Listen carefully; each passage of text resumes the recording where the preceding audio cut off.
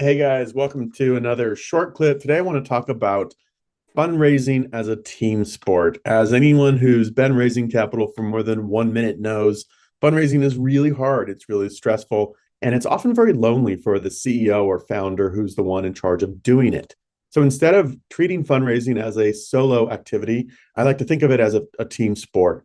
And what does that mean? That means getting people involved in helping you raise capital. Now, to be clear, no one's going to do it for you at the early stages. At the pre-seed, seed, Series A round, you can't outsource this. You cannot hire someone to raise capital. There are a lot of reasons for that. Mainly, there's no economics for someone to do that. I used to be in investment banking. I used to help companies raise capital as a consultant, and you can't make money off early stage deals. So just understand that. No one's going to do it for you, but you don't have to do it alone. So I want to show you a couple ways to get your team involved. Let me share my screen. And the team can be fairly broadly defined. Think about your team as you. You're the one ultimately responsible for fundraising, for getting it all done, for getting those checks in your bank account. But your co-founder can help. One kind of debatable point about that, though. A lot of times I tell CEOs and founders to give some of their duties to their co-founder or other team member so that they can focus 100% on fundraising. But if your co-founder has a good network of other founders, maybe even some investors, get him or her involved. So your team can be your co-founder. Your team can also be any previous investors. If you have raised some money from some angel investors, get them involved in your capital raise. And also your mentors and advisors. I don't think I know any startup founders that don't have at least one or two advisors and mentors helping them out. So how do we get them involved? Well, what I like to do, it's a little hack using our product here. This is a sample investor pipeline, where you're keeping track of all the investors, where you're at with each one.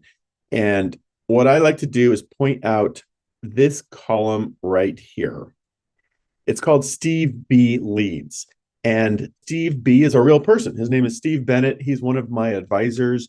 Also ended up being an angel investor, one of our first angel investors. And he's a really well-connected guy. He's a fractional CFO and a professor of entrepreneurship. So he knows a lot of people. So what I did is I go all the way over to the right here, click add new column. So I added a new column. Then I dragged that column over early in my process here. I called that column Steve B Leads. And then I go over here into my settings. I go to my team and I invite him in to be a member of my account. And so I'm just going to type the name, the email, and then a little note. Hey, Steve, I'm using this CRM to build out my investor pipeline. I'd love to add you to it. And I actually, either in this note or in a side email, I will have two requests for him. I will say, Steve, I've made you a column. I've called it Steve B Leads. Can you go into my CRM, my investor CRM, and add some context from your Rolodex to your column? And he did. He came in and he added some names to his column. And I repeated this process with 5 or 6 other mentors and advisors and generated about 50 or 60 good, solid, warm intros by having a structured way of asking my advisors, mentors, even a professor or two to open up their network. The other thing I asked Steve to do and my other advisors is, I'd already spent a lot of time in our investor database, searching for relevant investor targets, angels, some VCs. Those folks all ended up in my research column. So I said, Steve, first, can you add some names to your column of people you'd be willing to introduce me to? Second, can you go to the research column and just scroll through this? These are folks I've identified as potentially good fit investor targets.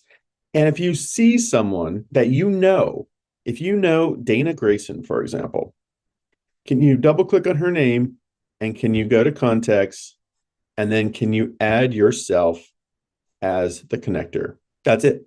That way, when I'm back on my CRM, I can search my CRM and it's going to show me all the cards that have Steve's name on this. So obviously he's in my connector column too. So I also made a column where I'm just collecting my connectors, but all these cards in my research, Steve went in and added his name as the connector. And so I know when it's time to contact Brady Forrest, I would ask Steve to make that intro, right? The best way to connect with investors to get that intro, your odds are 13 times higher if you come into an investor from a warm intro from a trusted source than cold. So, it's a really good way to get your advisors, mentors, co-founders, previous investors, just any other supporters, bring them into your account, make them a column, ask them to skim your research column, and you'll be off to the races with fundraising. By the way, within Founders it does not cost anything extra to bring people into your account. It's included in your account. So there's really no reason not to do this. And it will increase your odds of fundraising exponentially if you have a nice structured way of getting those intros and asking for those intros. It'll really improve your odds. Thank you very much. I hope that tip is helpful, and I'd love to hear any feedback on it and if you're able to put this to work. Thank you.